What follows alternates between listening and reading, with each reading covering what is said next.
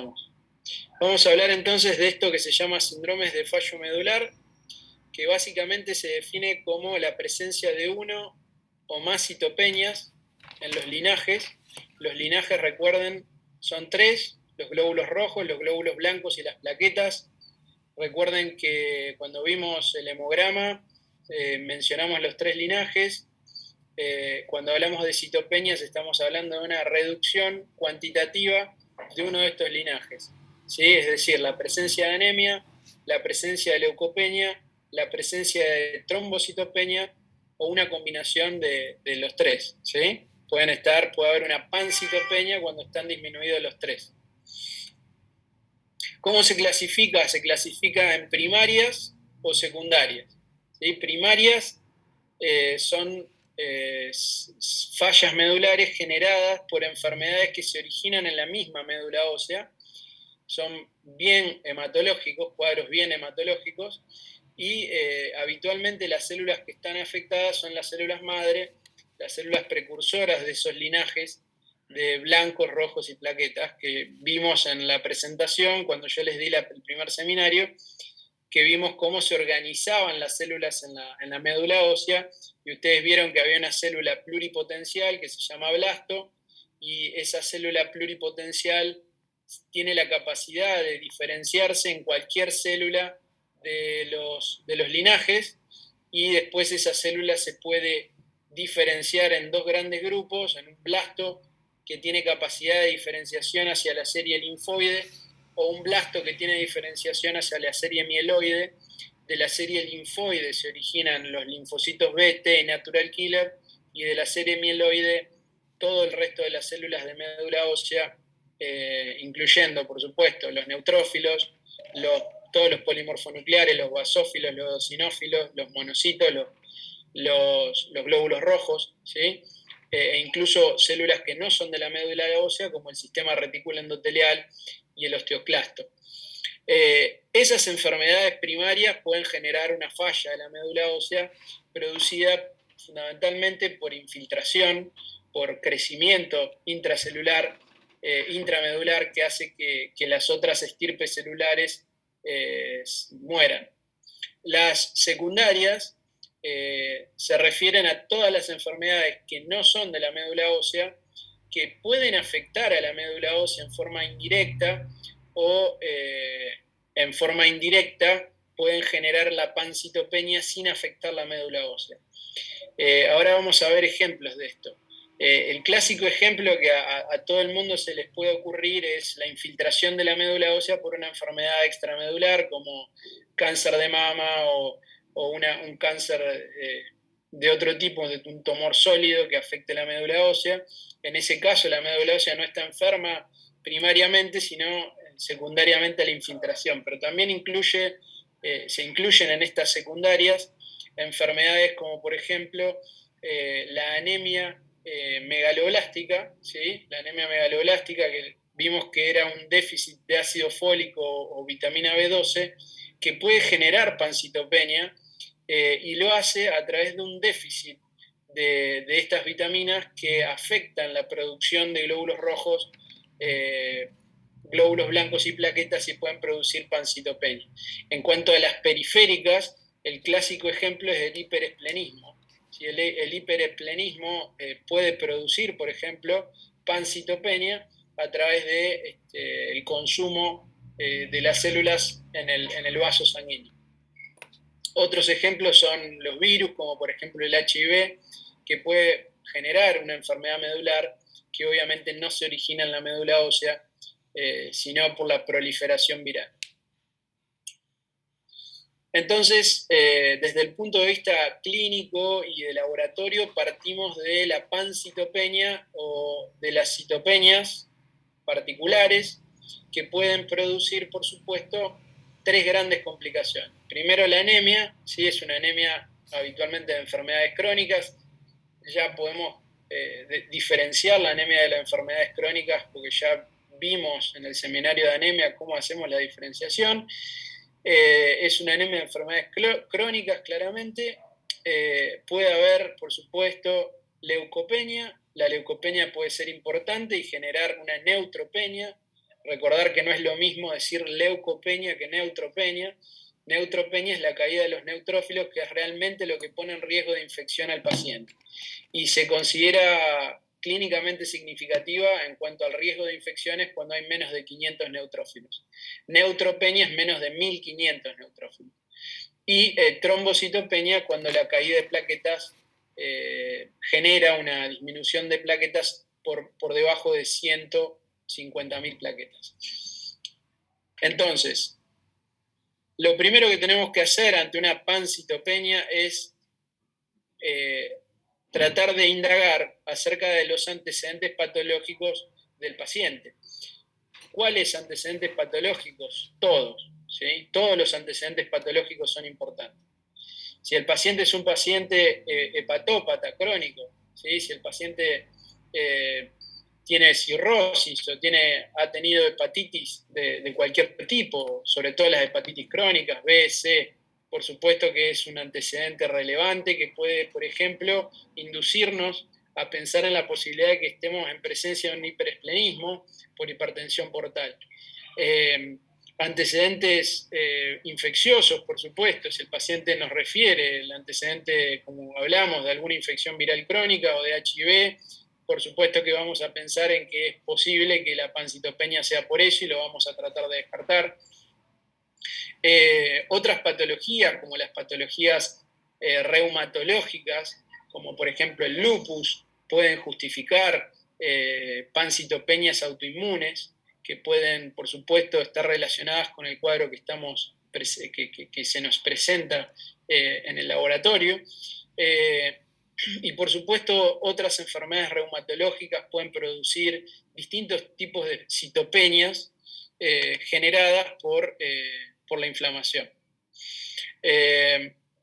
Los tóxicos, por supuesto, pueden influir en las citopenias, todos los tóxicos, fundamentalmente el alcohol, dentro de los tóxicos más frecuentes, pero otros tóxicos relacionados con el trabajo del paciente, como por ejemplo el benceno, en los trabajadores, por ejemplo, de las estaciones de servicio o los trabajadores que trabajan en refinerías, que están expuestos a este tipo de tóxico, también puede justificar, y por supuesto los expuestos a radiación, fundamentalmente las radiaciones médicas en exposición a través del hospital, son antecedentes que pueden tener algún tipo de importancia en el diagnóstico. Y los medicamentos, por supuesto que pueden tener que ver con todas las citopenias y pueden ser una causa directa de esas citopenias. Después vamos a ver cuáles son esos medicamentos.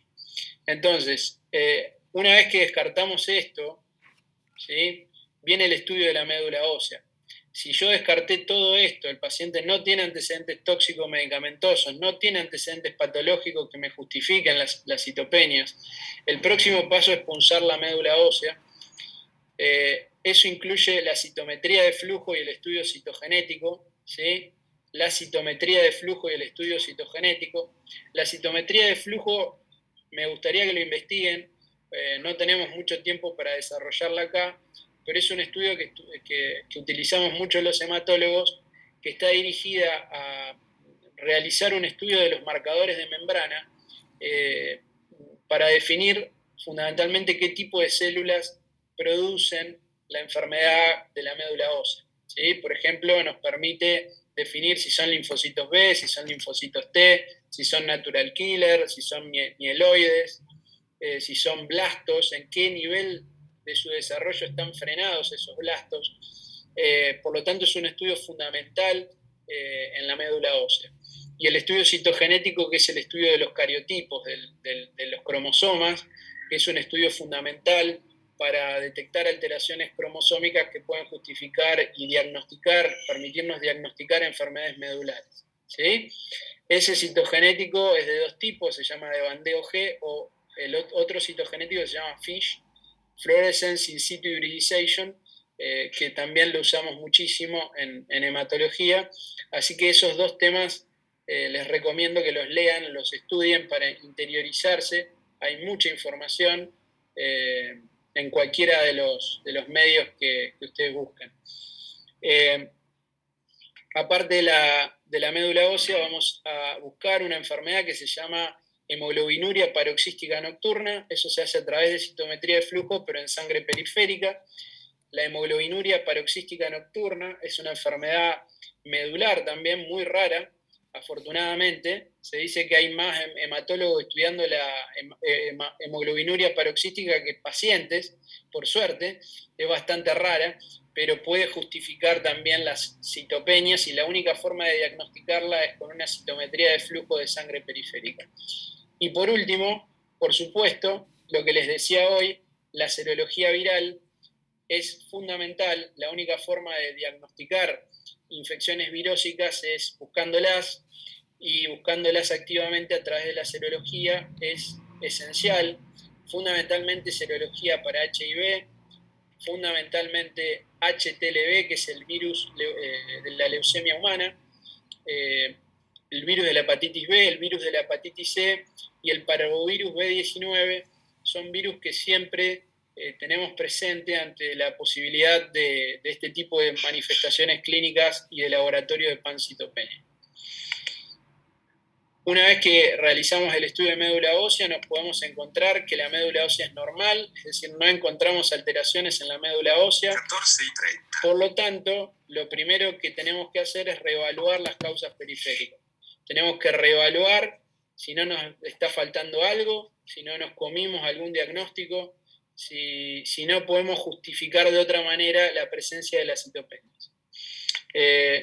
La médula ósea puede ser hipercelular, es decir, ahora vamos a ver una imagen de que es hipercelular, pero tener muchas células en su interior, a pesar de que en la periferia, en la sangre periférica, encontramos citopenias, ¿sí? Y esto nos hace pensar en la posibilidad de, por supuesto, enfermedades medulares, síndromes mieloproliferativos, síndrome linfoproliferativo, que ustedes van a ver en otro seminario, y síndrome mielodisplásico, ¿sí? Los mieloproliferativos agudos o crónicos, los linfoproliferativos agudos o crónicos y el síndrome mielodisplásico pueden justificar una médula hipercelular.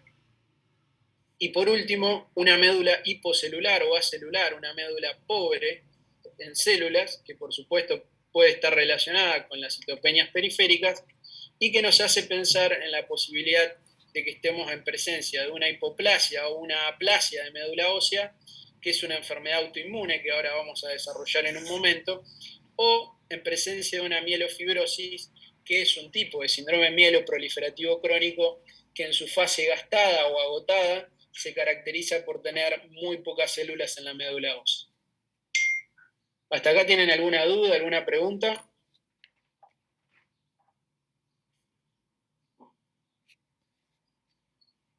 Bueno, entonces seguimos.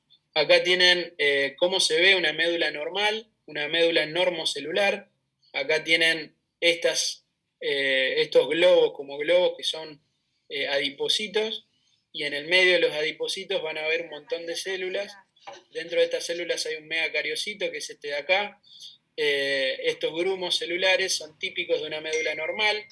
Habitualmente la celularidad normal se puede hacer con un cálculo muy sencillo, que es 100 menos la edad del paciente, ¿sí? Y con eso te da el porcentaje de células que debes tener en la médula ósea.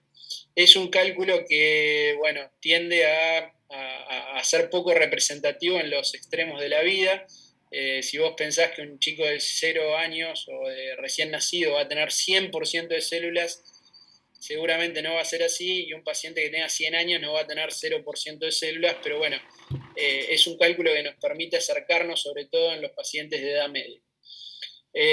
Y esto es una médula ósea hipocelular, ven que tiene muy pocos grumos, muy pocas células entre las células adiposas, y esto es una médula hipercelular, en donde claramente ven la diferencia con las otras dos gráficos, en donde vemos claramente una gran cantidad de células infiltrando la médula, y eso es lo que uno puede ver al microscopio, ¿no? Entonces, ¿hasta acá está todo claro? Sí, ¿Alguna duda? ¿Alguna pregunta?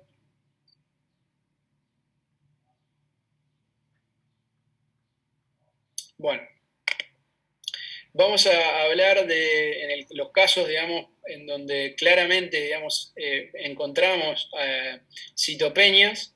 Dentro de los que mencionamos, un buen ejemplo de una médula hipoplásica o aplasia es la anemia plásica adquirida o la aplasia de médula ósea, mejor entendida como aplasia de médula ósea, porque cuando hablamos de anemia plásica nos estamos refiriendo a una sola línea celular y en realidad la aplasia de médula ósea suele afectar a las 3 líneas celulares.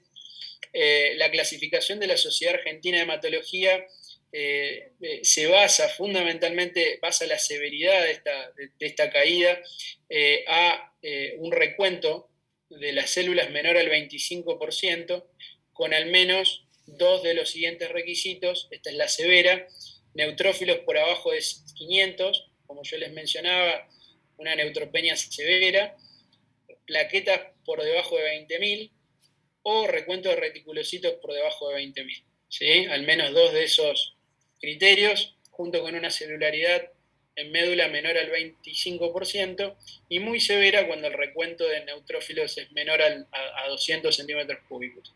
Es decir, los recuentos de neutrófilos son muy importantes porque justamente nos predicen el riesgo de infección que tienen estos pacientes. Habitualmente entonces vamos a encontrar una médula ósea vacía, una médula ósea con muy pocas células, habitualmente por debajo del 25%. Cuando encontramos esta médula, lo primero que nos tenemos que preguntar es cuál puede ser el desencadenante de la aplasia, y tenemos que descartar primero las drogas, como les mencionaba hoy. Fíjense la cantidad de antibióticos que pueden producir este tipo de manifestaciones. Los más utilizados son las sulfonamidas, el más conocido es el Bactrim, que lo usamos mucho para infecciones urinarias, pero hay otros antibióticos como el cloranfenicol, que se usa para anaerobias, muy poco ya se usa, o el cotrimoxazol, que se usa desde hace tiempo para tratar bacterias atípicas; el linezolid, que es un antibiótico de última generación. Antiinflamatorios como por ejemplo la indometacina, muy, muy común, el diclofenac, el naproxeno, todos muy comunes, el piroxicam, la sulfasalacina, todos pueden producir pancitopeñas. Los anticonvulsivantes como la fenitoína, la carbamazepina, fíjense qué comunes que son estas drogas. Los antitiroideos, muy importante, los antitiroideos son una droga en la cual, digamos, los médicos habitualmente estamos atentos, y de hecho se hace controles periódicos con hemograma para ver si no hay caída. El carbimazol es el más utilizado. Los antidepresivos antiguos, como la fenotiazida, que ya se usan menos. Antidiabéticos antiguos, clorpropamida y tolbutamida, ya se usan muy poco.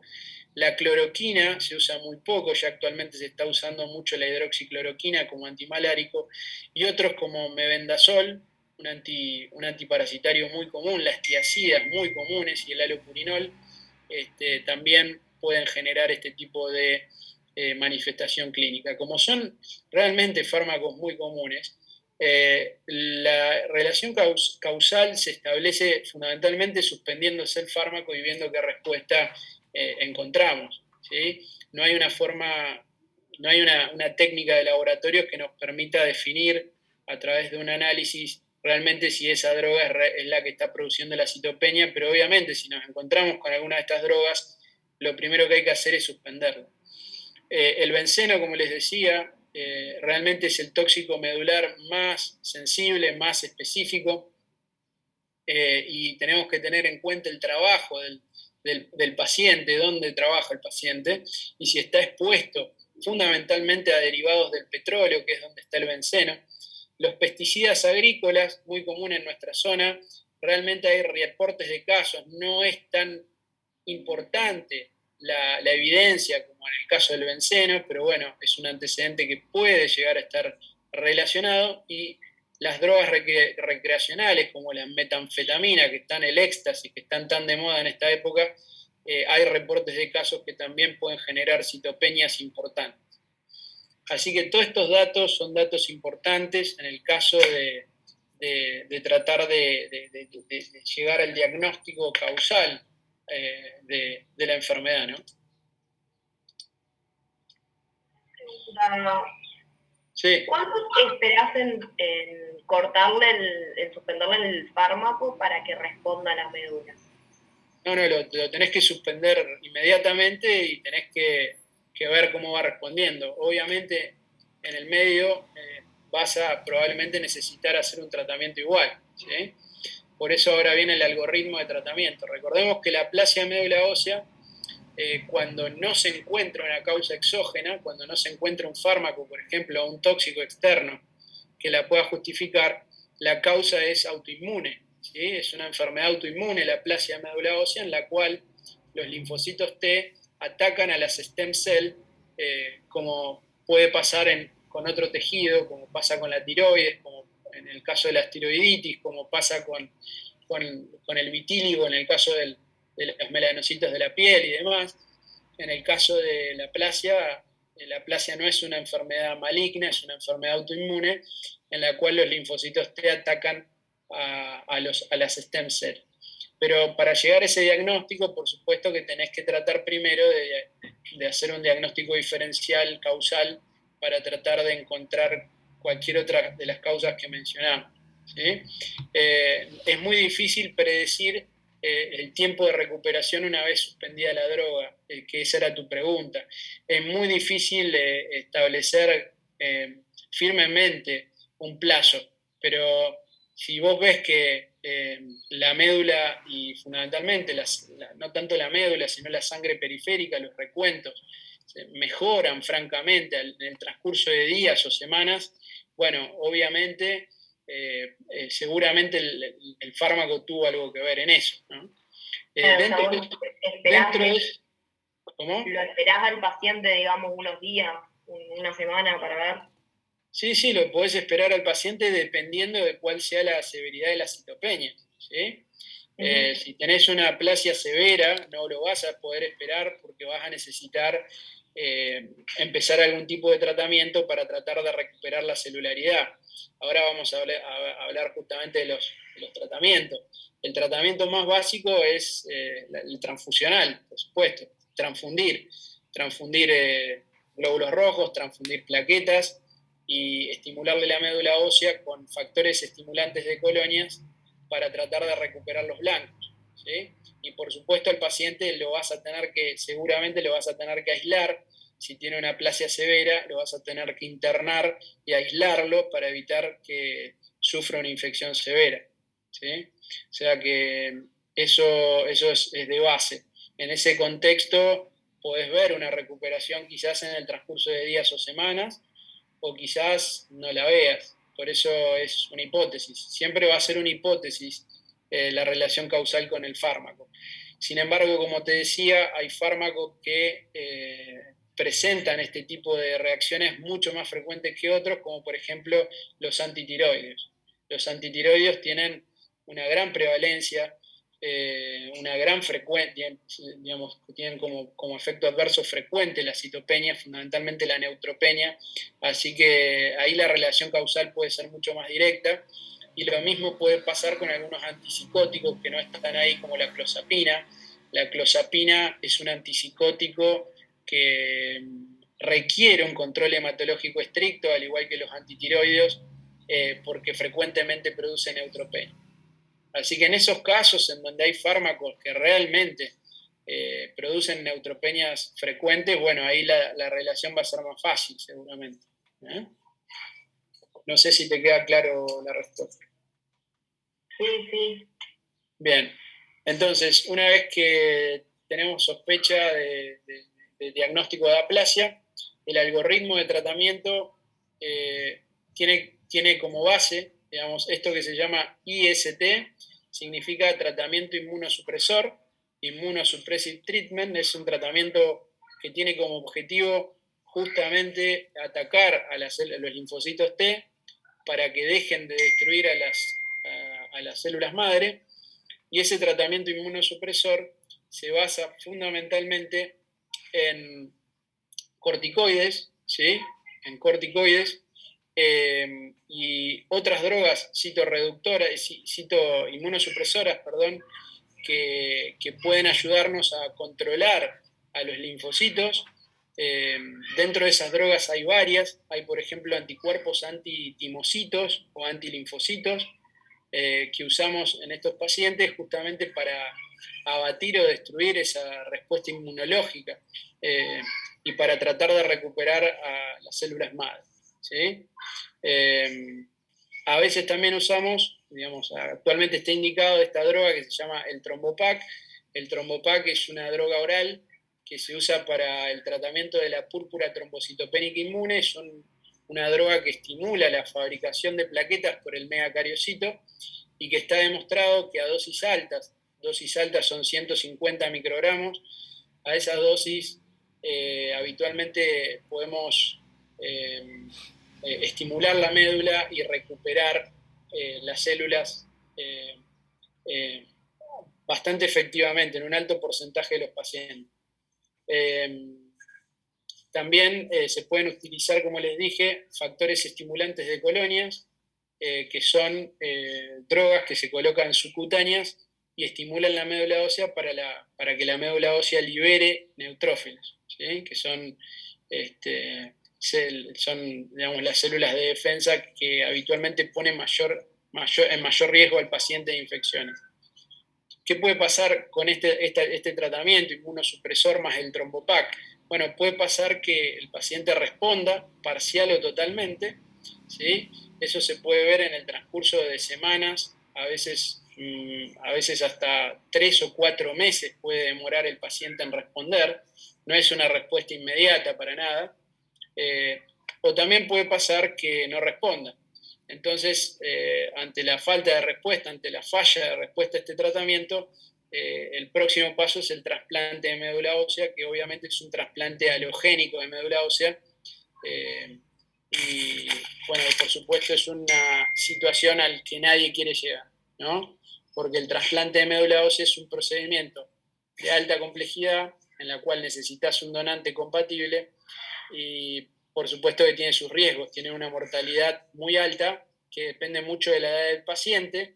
Cuando la edad del paciente es menor a 40 años, la mortalidad no es tan alta, pero cuando es mayor de 40 años, la mortalidad puede llegar al 30%, o sea que tiene una mortalidad muy considerable y por eso, por lo menos nuestro grupo intenta primero siempre con la inmunosupresión independientemente de la edad del paciente. A veces cuando encontramos otras causas de aplasia, como por ejemplo la disqueratosis congénita, el Alport, ¿sí? Que es una enfermedad, el síndrome de Fanconi, son causas congénitas, digamos, de aplasia.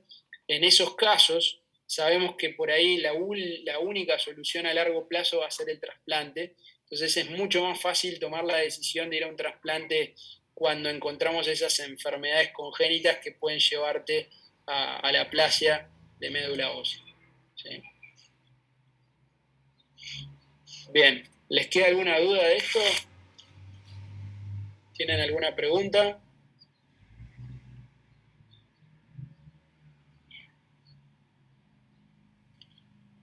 Dentro de los inmunosupresores, aparte de los antitimocitos, me olvidé de mencionarles la ciclosporina, que es una droga que usamos muchísimo, ciclosporina. La ciclosporina es una droga que se toma también por vía oral y se usa mucho en trasplante renal, por ejemplo. El tacrólimo es otra droga que puede utilizarse, son inmunosupresores.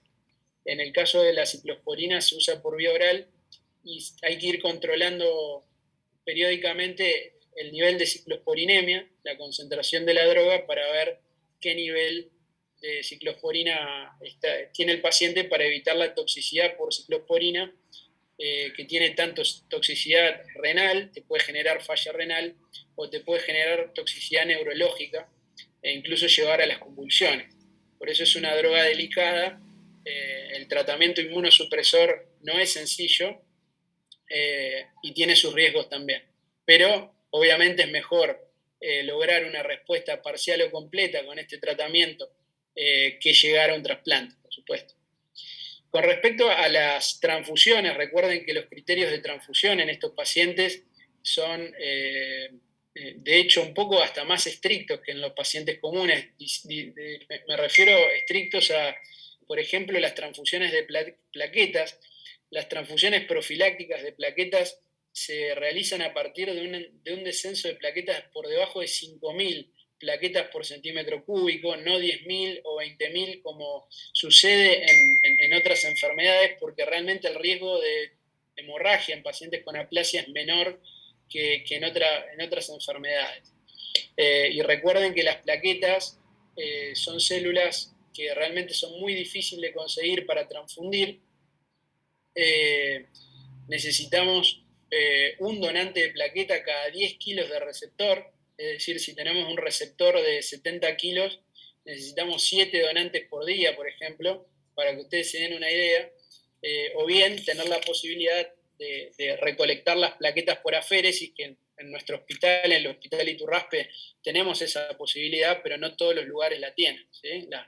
Las aféresis de plaquetas nos permiten reemplazar a 18 donantes por uno, ¿sí? Y ese propio donante puede donar toda la semana si quiere plaquetas. Pero esa posibilidad de tener féresis no se da en todos lados, ¿no? Y con respecto a los glóbulos rojos, los criterios de transfusión son los mismos que hablamos cuando hablamos de severidad de anemia. Si el paciente tiene tolerancia a su anemia, no es necesario transfundirlo para lograr un nivel de hemoglobina puntual, ¿sí? Lo importante es transfundirlo si tiene clínica de hipoxia, hipoxemia, o tiene comorbilidades realmente importantes que lo pongan en riesgo vital, ¿sí? ¿Tienen alguna duda, alguna pregunta de aplasia? ¿Les quedó claro? ¿Hay un nivel de neutrófilos, profe, que indique que hay que transfundir?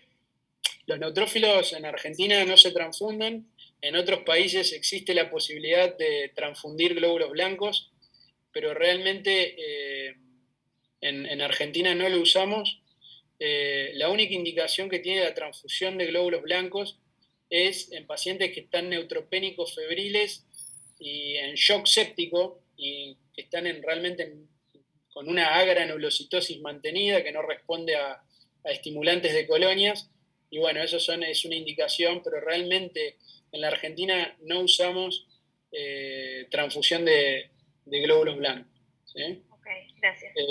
Si el paciente tiene menos de 500 neutrófilos por centímetro cúbico, recordá que es ese punto en el cual aumenta el riesgo de infecciones. Tener menos de 500 neutrófilos por centímetro cúbico no implica la necesidad de internarte, pero sí la necesidad de cuidar al paciente, de aislarlo, de tenerlo. Si el paciente está asintomático, puede mantenerse en la casa, por supuesto, pero tratando de evitar contacto con otras personas, sobre todo personas enfermas, ¿no? Un buen lavado de manos, una dieta todo hervida, ¿sí? Nada crudo, no puede comer nada crudo, y tratar de evitar todo tipo de lastimaduras microscópicas, como por ejemplo las producidas por el cepillado de dientes. A esos pacientes les recomendamos hacer buches con antisépticos, en vez de lavarse los dientes con un cepillo. A las mujeres les recomendamos no depilarse, a los hombres les recomendamos no afeitarse, ¿sí? Justamente para evitar cualquier tipo de infección autoinfligida por este tipo de procedimiento. Genial, gracias. Bien, ahora vamos a pasar a la segunda enfermedad que vamos a tratar relacionadas con, ahora sí, una médula hipercelular. No va a pasar, como vimos acá, una médula acelular o hipocelular, sino que va a haber una médula hipercelular, y esto es el caso del síndrome mielodisplásico. El síndrome mielodisplásico se define, según la Sociedad Argentina de Hematología, por tener citopenias, ¿sí?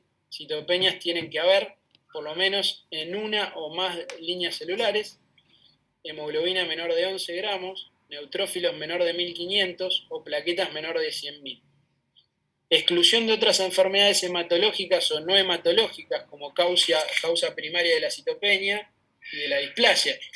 ¿Por qué es esto importante? Porque hay muchas otras enfermedades que pueden producir displasia. Cuando hablo de displasia estoy diciendo que hay una alteración morfológica y funcional en las células. Esa es la definición de displasia, alteración de la forma y de la función. Entonces, ¿qué significa tener una mielodisplasia? Tener células en la médula ósea que tienen una alteración en su forma y en su función. Ahora, esa alteración de la forma y función no necesariamente es producto de la mielodisplasia, puede ser producto también de otras causas, como por ejemplo la anemia megaloblástica, que ya la mencionamos, que puede producir exactamente las mismas características morfológicas en la médula ósea y no tiene nada que ver con una mielodisplasia, o también puede ser producto de infecciones, como por ejemplo infecciones virales que ya mencionamos, virus de hepatitis B, hepatitis C, HIV, infecciones bacterianas subagudas o crónicas, ¿sí? Como la tuberculosis, pueden generar cambios displásicos en médula ósea y citopenias. Por lo tanto, es un criterio absoluto descartar otras causas, como mencionábamos antes en el algoritmo general. Los criterios decisivos son, por supuesto, consecuencia de la punción. Necesitamos punzar al paciente para ver que al menos 10% de las células en la médula, que suele ser una médula hipercelular, como les explicaba, 10% de las células al menos, ¿no?, son displásicas, o hay más de 15% de sideroblastos en anillo. ¿Qué son los sideroblastos en anillo? Bueno, son estas células que ven acá abajo, ¿sí? Son eritroblastos, son precursores del glóbulo rojo, que tienen alrededor de su núcleo un anillo de hemosiderina, ¿sí? Esta es una tinción, se realiza con azul de Prusia, un colorante que nos permite detectar, digamos, estos gránulos de hemosiderina, y cuando vemos más de 15% de estas células, decimos que estamos en presencia segura de mielodisplasia, o bien cuando hay cambios displasiformes, que son cambios celulares que buscamos en estos pacientes, que no los voy a mencionar acá para no confundirlos, pero son cambios en la forma de las células que los hematólogos sabemos detectar en al menos 10% de esas células. También puede haber un aumento de blastos. ¿Qué significa blastos? Los blastos son los que le dije, las stem cells, las células inmaduras, ¿sí? Puede haber un aumento de blastos, y ese aumento de blastos puede estar entre el 5 y el 20% de las células. Lo normal es tener menos de 5% de blastos en la médula ósea. Cuando aumenta el porcentaje de blastos, eso es un indicador de que la enfermedad se está disparando y se está transformando en una leucemia aguda. ¿Por qué? Porque las leucemias agudas se definen en base a la cantidad de blastos, ¿sí? Por supuesto, también vamos a ver alteraciones cromosómicas recurrentes, que son características de esta enfermedad y que la vamos a detectar, como les mencionaba antes, por la citogenética, que es el estudio de los cromosomas por bandeo G o por FISH.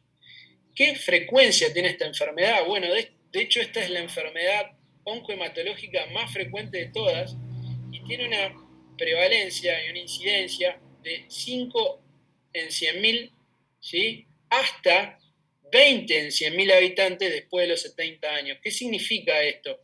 Que depende de la edad del paciente. A medida que vamos aumentando la edad, va aumentando la frecuencia de la enfermedad, ¿sí? Y después de los 70 años realmente es una enfermedad de las más frecuentes dentro de la oncohematología. Diagnósticos diferenciales, los que les mencionaba, la anemia megaloblástica, la primera, ¿sí? El déficit de ácido fólico, vitamina B12, nos puede dar exactamente las mismas manifestaciones clínicas y de laboratorio, citopenias periféricas, incluso pancitopenia, y la única forma de hacer el diagnóstico diferencial es tratando al paciente con ácido fólico y vitamina B12. Es la forma más práctica. No sirve pedir dosaje de ácido fólico, dosaje de vitamina B12, porque aparte hay que agregarle siempre en esos casos dosaje de homocisteína y dosaje de ácido metilmalónico, que son estudios muy costosos y que demoran un montón de tiempo en retornar y por lo tanto no suelen ser prácticos. ¿Cuál es la actitud práctica? Tratar a la anemia megaloblástica como tal, y si vemos una respuesta al mes, estamos en presencia de una anemia megaloblástica y no en presencia de una mielodisplasia. La mielodisplasia nunca va a responder al ácido fólico y la vitamina B12, por eso se denomina anemia refractaria. ¿Sí? Anemia refractaria o citopenias refractarias porque no responden a las vitaminas. ¿Sí? También tenemos la posibilidad de que el paciente haya estado expuesto a metales pesados, fundamentalmente el plomo, ¿sí? Está en el diagnóstico diferencial acá, y bueno, obviamente si el paciente en su trabajo está expuesto al plomo, hay que dosar el plomo en sangre y en orina. Otros tóxicos, como por ejemplo el benceno, que ya mencionamos en aplasia de médula ósea, también pueden estar presentes acá y pueden generar este tipo de manifestaciones. El HIV, ya lo mencionamos, otros virus como la hepatitis B, la hepatitis C, también hay que pedirlos. El cáncer, los tumores sólidos, también pueden generar cambios displasiformes en la médula ósea como fenómeno paraneoplásico. Y el tratamiento del cáncer, si el paciente tiene antecedentes de tratamiento de cáncer, quimioterapia, fundamentalmente, o radioterapia, son antecedentes fundamentales porque aumentan muchísimo el riesgo de tener mielodisplasia. ¿Sí? Lo mismo sucede en la aplasia. Si yo encuentro una aplasia en un paciente que hizo quimioterapia hace 15 o 20 días, no voy a pensar en que el paciente tiene una aplasia adquirida de médula ósea, autoinmune. Lo primero que voy a pensar es que consecuencia justamente del tratamiento quimioterápico, ¿no? Enfermedad crónica hepática, fíjense, se vuelve a repetir lo mismo, alcoholismo, hiperesplenismo, hipertensión portal, enfermedades renales, ¿sí? Sobre todo la insuficiencia renal. Los síndromes mieloproliferativos se pueden confundir con las mielodisplasias, ustedes ya van a tener el seminario de mieloproliferativos, y por supuesto otras enfermedades, fundamentalmente las congénitas, que pueden tener alguna relevancia acá, como les mencioné, la disqueratosis congénita, la enfermedad de Fanconi, la anemia de Fanconi, o en algunos casos hemos visto también en el Alport, que es una enfermedad renal, que puede producir también trombocitopenias severas, anemias severas, y puede confundirse el diagnóstico. La clasificación de mielodisplasias acá menciono la del 2008, sepan que hay una actualización del 2016, pero ¿por qué no le cambié el nombre, digamos? ¿Por qué no la renové? Porque desde el punto de vista del grado es prácticamente lo mismo. Para ustedes, a los fines del entendimiento y del conocimiento de grado es suficiente y es exactamente igual. No se asusten cuando vean esto, ¿sí? Cuando uno ve esto dice, la verdad que tiene ganas de pararse y salir corriendo, ¿no? Pero básicamente yo voy a encargarme ahora de explicarles justamente cómo entender esta clasificación, ¿sí? Para que no se les complique. Entonces, recuerden que la displasia es una alteración de la forma y una alteración de la función que hace que justamente por esas mutaciones que se producen en las stem cells, en las células precursoras, en los blastos, esas mutaciones llevan a que las células no se desarrollen normalmente y mueran. ¿Sí? Esas células mueren dentro de la médula ósea. Por eso hay tantas células dentro de la médula ósea, porque la médula trata de reponer, pero justamente como consecuencia de esas alteraciones genéticas, las células se mueren dentro de la médula. En general, desde hace muchísimos años, las mielodisplasias se las denominó anemias refractarias. ¿Por qué anemias refractarias? Por esto que les mencionaba, de que no responden al ácido fólico o a la vitamina B12. Fíjense que no mencioné al hierro, porque obviamente cuando vos le haces un estudio de médula al paciente, le haces un estudio de anemia, te encontrás que el paciente le sobra hierro. ¿Sí? ¿Por qué le sobra hierro? Porque tiene mucha eritropoyesis ineficaz, es decir, el paciente, los glóbulos rojos del paciente se rompen dentro de la médula ósea y el hierro queda dentro de la médula ósea. Por lo tanto, estos pacientes no van a tener nunca ferropenia, por lo menos como consecuencia directa de la displasia. Y entonces tampoco van a responder, como les dije, al ácido fólico o a la vitamina B12. Por eso se llaman anemias refractarias o citopenias refractarias. ¿Qué diferencia una de la otra? Bueno, básicamente la anemia refractaria es en el caso de síndrome mielodisplásico con anemia pura. Citopenias refractarias habla de cuando están afectados 2 o más linajes. Es decir, que el paciente no solamente va a tener anemia, sino que va a tener anemia y neutropenia, anemia y trombocitopenia, o una combinación de ellas, o todas juntas, ¿sí? Una pancitopenia. Entonces decimos anemia refractaria cuando es solamente anemia, neutropenia refractaria cuando es solamente neutropenia, y trombocitopenia refractaria cuando es solamente trombocitopenia. Cuando hablamos de 2 o más linajes, hablamos de citopenias, en general, citopenias refractarias. ¿Hasta ahí está claro? Sí. Perfecto. Fíjense que es esto que está acá, ¿sí? Necesitamos al menos 10% de células displásicas en médula ósea para definir esto, ¿sí? Estas citopenias refractarias pueden estar o no asociadas a algo que se llama, como les había mencionado antes, sideroblastos en anillo, ¿sí? Es decir, si hay 15% o más de sideroblastos en anillo, estoy en presencia de una anemia refractaria con sideroblastos en anillo, y si hay menos de 15% de sideroblastos en anillo, de una anemia refractaria sin sideroblastos en anillo, o lo mismo aplica con la citopenia. Citopenia refractaria, con o sin sideroblastos en anillo. ¿Qué importancia tiene saber si un paciente tiene sideroblastos en anillo o no? Fundamentalmente, ¿qué respuesta van a tener a la eritropoyetina? ¿Sí? La eritropoyetina es una de las estrategias que usamos iniciales en estos pacientes con displasia, y sabemos que los pacientes que tienen más del 15% de sideroblastos en anillo no responden adecuadamente a la eritropoyetina. O sea que si no nos responde la eritropoyetina, no nos vamos a sorprender. Va a seguir estando anémico a pesar de la eritropoyetina.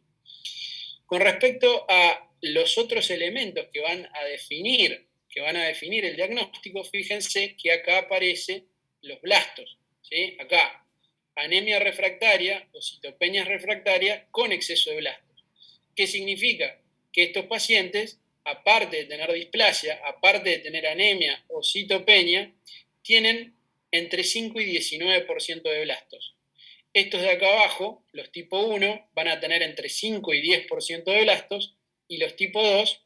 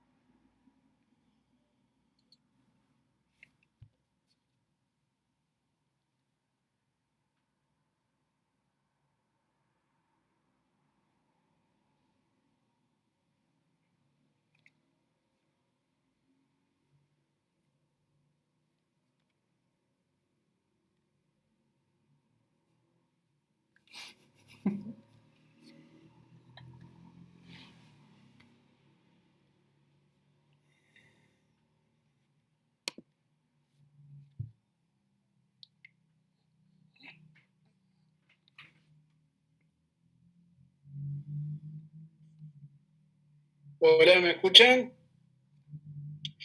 Sí, profe, se escucha. Sí, pero Sí, se cortó la luz acá en mi casa, por eso se me cayó internet. Bien, ahora voy a compartir de nuevo pantalla. ¿Ven ahí el Power? Sí, se ve. sí, profe. Les decía, ¿tenían alguna duda, alguna pregunta hasta ahí de la clasificación? ¿Alcanzaron a escuchar algo o no? De la clasificación de mielodisplasia. Quedamos en la de tipo 2 con blastos. AREP 2, bien. Sería la anemia refractaria o citopenia refractaria con exceso de blastos, puede ser tipo 1, que es del 10%, o tipo 2, que es del 10 al 19%. Obviamente, a medida que aumenta la cantidad de blastos, aumenta el riesgo de transformar en una leucemia aguda, y estas entidades prácticamente se definen y se tratan como tal, como leucemias agudas. O sea, hasta acá tenemos la cantidad de citopenias. Si es una citopenia, se llama anemia, neutropenia o trombocitopenia refractaria. Si son dos o más, se llaman citopenias refractarias, con o sin sideroblastos en anillo, ¿sí? Y la cantidad de blastos.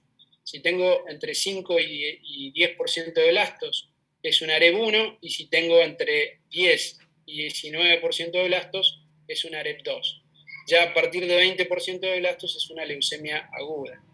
Y por último, las alteraciones citogenéticas. De nuevo, esa palabrita, citogenética, que implica básicamente la alteración de los cromosomas.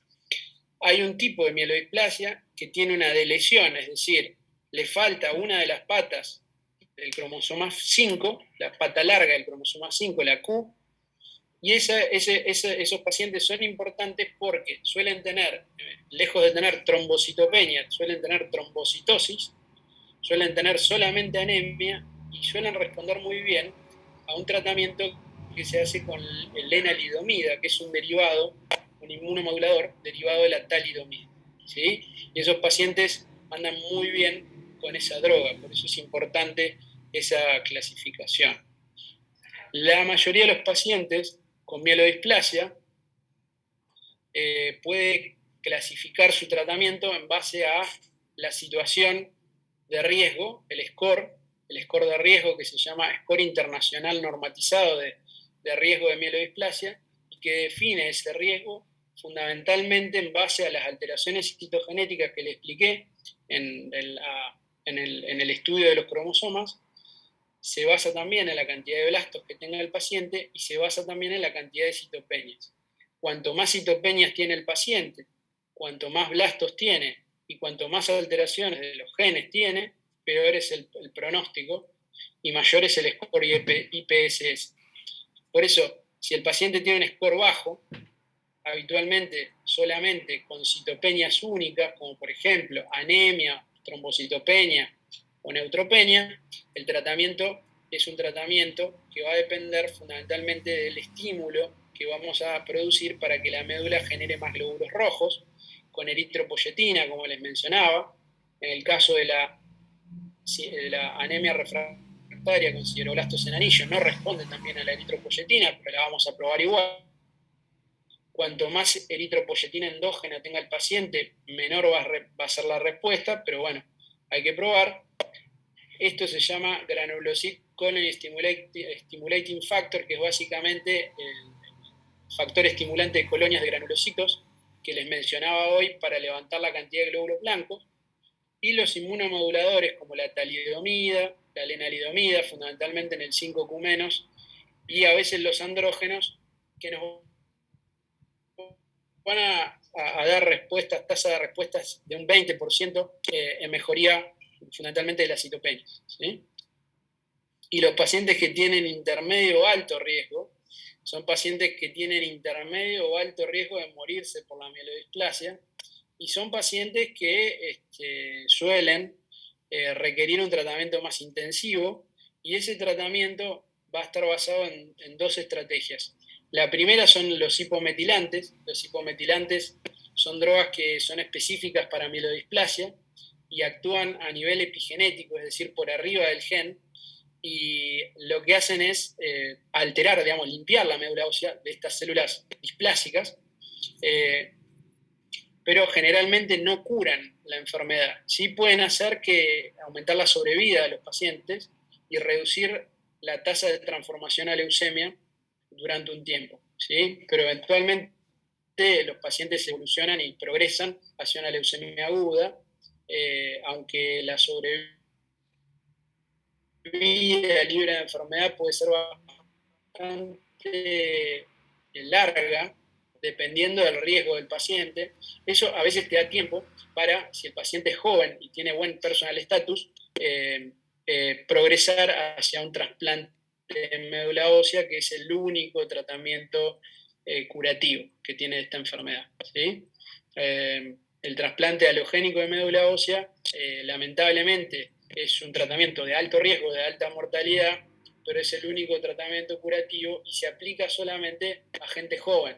Pero lamentablemente la mayoría de los pacientes son gente grande, tienen el promedio de pacientes con mielodisplasia es entre 65 y 70 años, y suelen ser pacientes que no pueden acceder al trasplante de médula ósea, por lo tanto es muy raro que trasplantemos pacientes con mielodisplasia, ¿sí? Bueno, esto sería todo, chicos. No sé si tienen alguna duda, alguna pregunta.